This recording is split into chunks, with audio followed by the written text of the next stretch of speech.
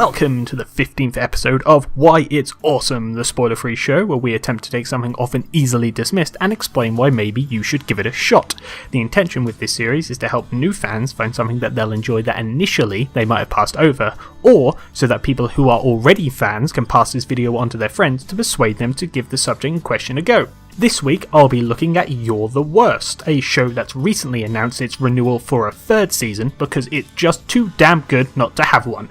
Now, this show hasn't gotten any requests for an episode dedicated to it on the channel, but I felt compelled to do an episode anyway because both it is an amazing series, although we'll get to that in a moment, but predominantly because I outright dismissed this show when it started.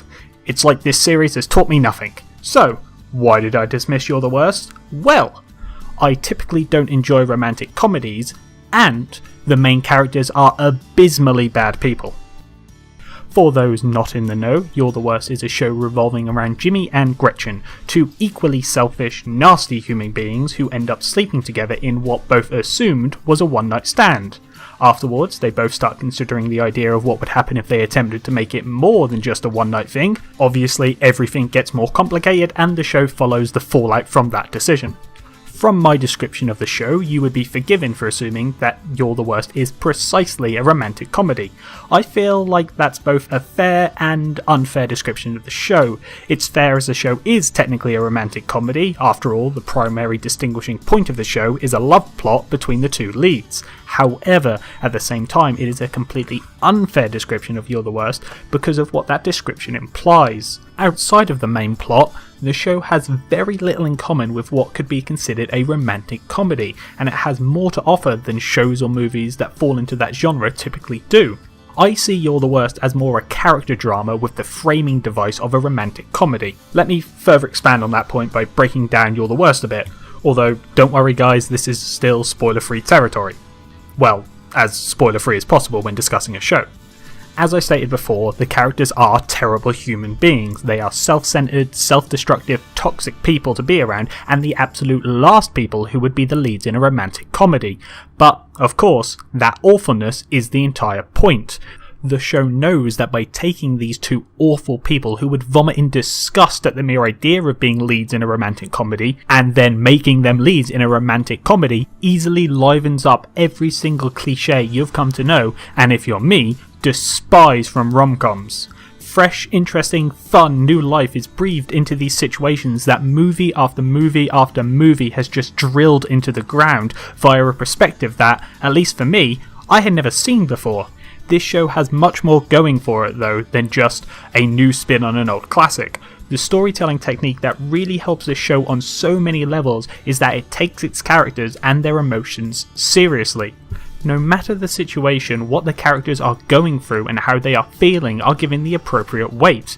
Now that really shouldn't be something that I praise, but let's face it, far too many shows and movies, particularly in this genre, boil three-dimensional human beings down into one-dimensional cheap comic relief. Sidekicks there just to be the foil for the more interesting main character, or to come in with a snappy, usually sassy one-liner. None of that here. Feelings are treated like real things, and people are treated like real people.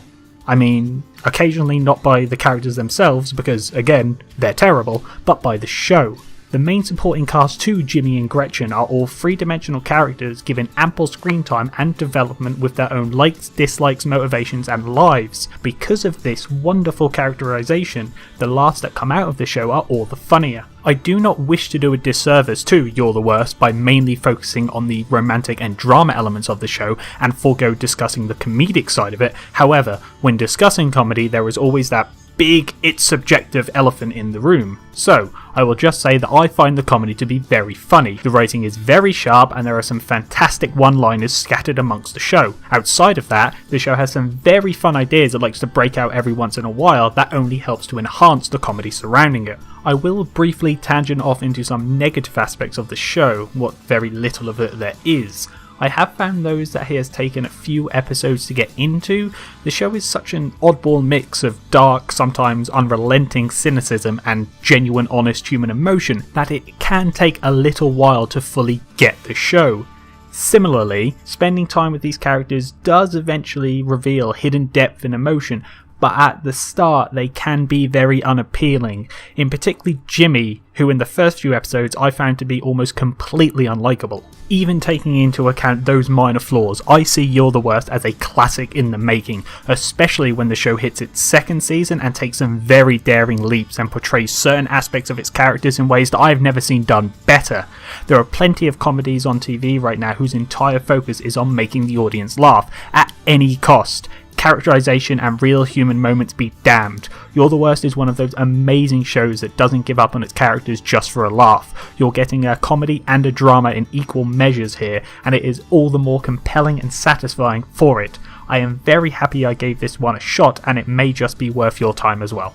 And that's it for another episode. So what did you think? Did you enjoy this video? Let me know with a like, and if you'd like to see more, feel free to hit that subscribe button. Is there something that you love that other people just don't seem to get that you might want me to look into and make a video about? Let me know in the comments. And while you're there, what do you think about You're the Worst? Do you like it? Do you dislike it? And why? What is it about the show that makes you feel that way? Leave a comment to start a discussion, and as always, thank you for watching.